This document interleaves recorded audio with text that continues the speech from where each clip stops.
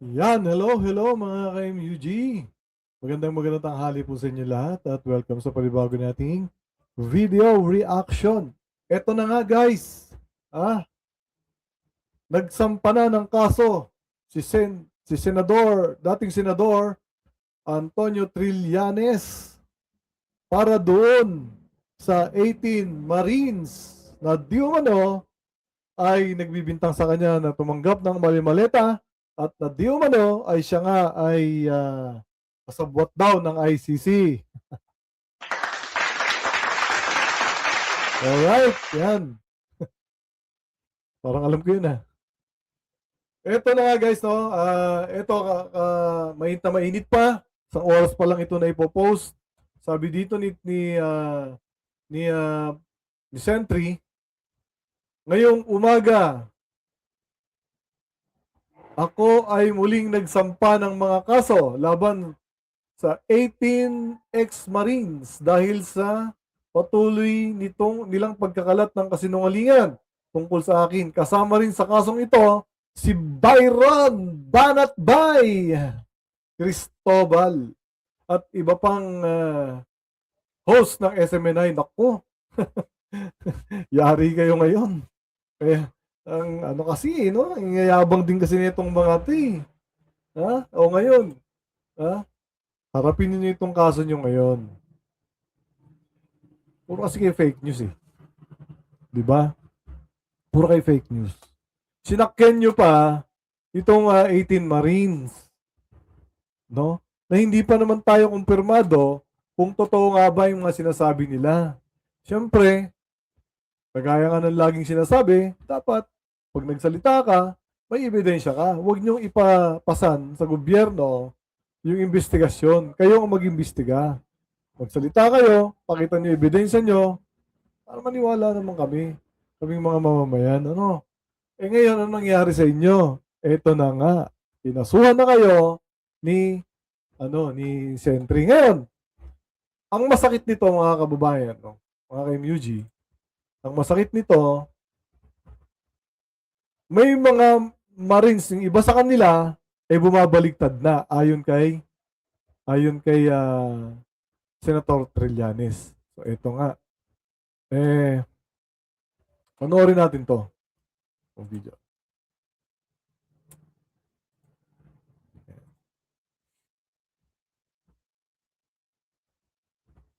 So, sabi dito, may panoorin, ibinunyag ni former Senator Antonio meron na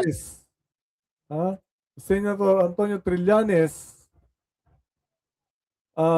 nakatanggap siya ng impormasyon na nagsasabing ibibigay o atras na ang ilan sa mga lumantad na nagpapakilalang mga dating sundalo. Ani ay maaasahan na maaring ilahad o aminin ng mga ito ang buong katotohanan sa likod ng kanilang pagharap sa publiko. So ito, panoorin natin yung video. Panoorin natin Banatbay. Ito. sa kanilang iba na na bumibigay na at malapit na magsabi ng totoo. Yan po yan. Ilan po yung mga sinasabi nyo naalukan din ng mga kasama nila? At least 5. Yung sa 18, sir? No. Mga dati nilang mga kasamahan. So, inalukan din ng pera para lumabas. Pero hindi nila tinanggap. So, yun ang dito. Sir, nasa nangyari. active pa po ba yung 5 na ito, sir? Or mga retirado na rin po? Meron nasa active, merong mga retired rin. Sir, tatayo po sila against this 18 people? We'll see. I will not preempt their moves. Pero dito mismo sa 18 na to, may mga umamin na talagang wala silang alam. Okay? Kaya nabubuo na yung picture dito. At tinuturo nila kung sino yung nag-alok sa kanila, sino yung nagdidikta kung ano sasabihin nila. Yan po yun. Sir, at meron na sa kanilang... Patay kayo ngayon dyan. O paano yan? O may umaamin na wala silang alam. At maaring ituro kung sino ang nag-uudyok sa kanila. Paano na ngayon yan? Tapos na naman kayo. Tapos na naman kayo sa panibago yung plano o next plan na ulit. O, VP Sara, next plan. Di ba sabi mo dapat meron tayong plan A, plan B, plan C. Nakakailang plan na ba kayo dyan sa grupo ninyo dyan sa mga DD shit na yan? Di ba? O ngayon, paano na to? Meron nang umamin. Ang galing talaga ni, ano, no? Ang galing talaga ni Sentry. Ang galing talaga mag-imbestiga. Ito, hindi ito magsasampa ng hindi matibay ang mga ebidensya. Tandaan nyo yan. Kaya ka na ipakulong yung tatay niyong karton. Eh. Diba? Oh.